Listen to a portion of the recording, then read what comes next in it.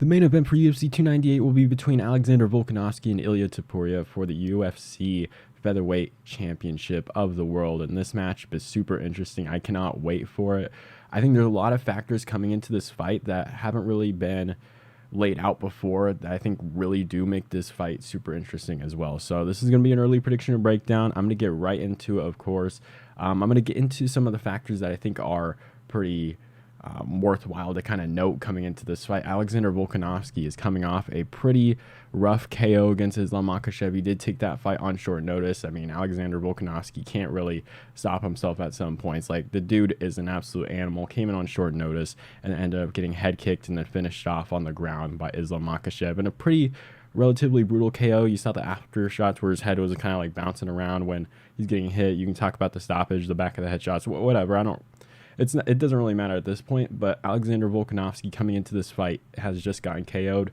The thing with Volkanovski's mentality though is that he always has something to prove, and I kind of noticed in that seasonal press conference he's kind of he's back a little bit. I do like that this is getting extended to, what is this, February 17th. I do like that for Alexander Volkanovski's sake, because he did get KO'd rather quickly. Like, this was 2 months ago he got KO'd, so, and that was up a division as well. You can't really blame it on a weight cut either. So obviously, when you're training, you're going to be more conditioned to take damage and stuff like that. So there's multiple factors going into that fight against Islam Makhachev. But Alexander Volkanovski going into this fight is going to come up against a very tough challenge in Ilia Topuria. Ilia Topuria is also a smaller featherweight. I think a lot of the times when Volkanovski gets after these bigger guys, like, I won't say like stockier, because Alexander Volkanovski is absolutely stocky, but his size, like his height and his reach, really give a lot of these taller fighters problems, like Max Holloway. Obviously, Max Holloway in the second fight, those fights were super close, but the third fight,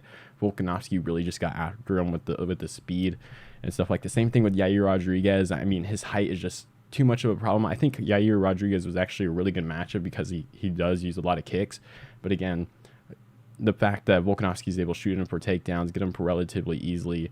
The reason why it was tough was with Max, that those first couple times is obviously Max is absolutely great in the output, and he was dropping Volk to a knee, but Volk couldn't get takedowns, so he couldn't really rely on that like he did against Yair Rodriguez.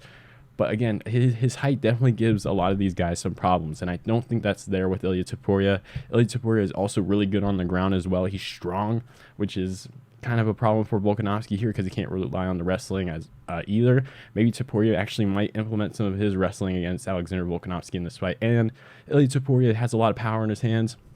Their striking, I don't want to say it's similar. It's a different approach to both of their striking. Alexander Volkanovski is probably like one of the most balanced fighters in the UFC still. 35 years of age. He's not too old yet. He's kind of border on his prime at this point, like 35 years of age, coming off a KO. You don't know what you're going to expect out of Alexander Volkanovski. But Ilia Topuria is more of a guy that's going to set you up with punches. He's going to be a little bit slower, but he's going to have a lot of power in his hands.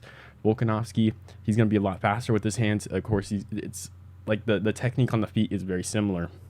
But Volkanovski is going to be a little bit faster, but he doesn't have that crazy KO power. Like, he can definitely inflict damage, but it's not the same power that Topuria has. So there's many factors going into this fight. I think I may go with Ilia Topuria in this fight, and I really do like Alexander Volkanovski. He's one of my favorite fighters, but I don't like him coming off a KO. He's going to be making the weight cut down to 145 as well. I know he wasn't necessarily ready for the Islam Makhachev fight on short notice. I believe he came off of surgery, was completely out of shape, and I know that messes with your conditioning and all that kind of things, and it's a lot easier to get KO'd that way.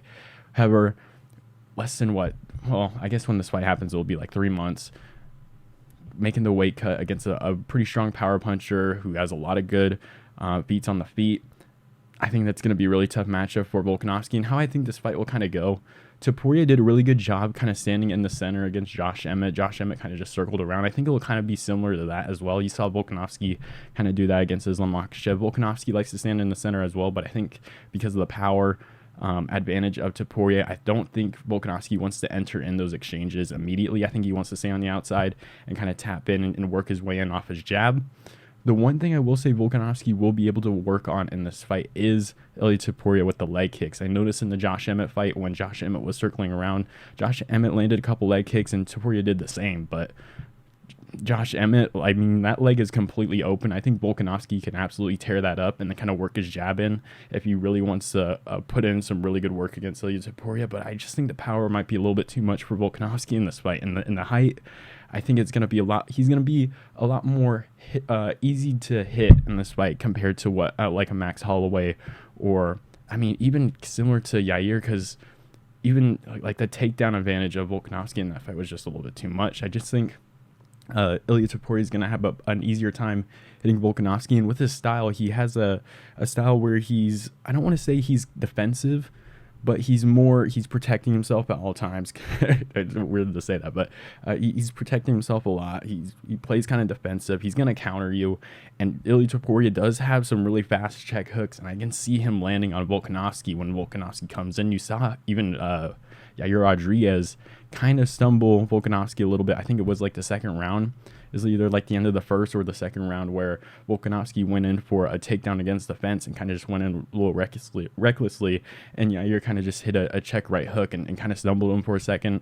Volkanovski had to like stop his takedown and then immediately go after it. But I think Topuria can stay safe in the center of the octagon.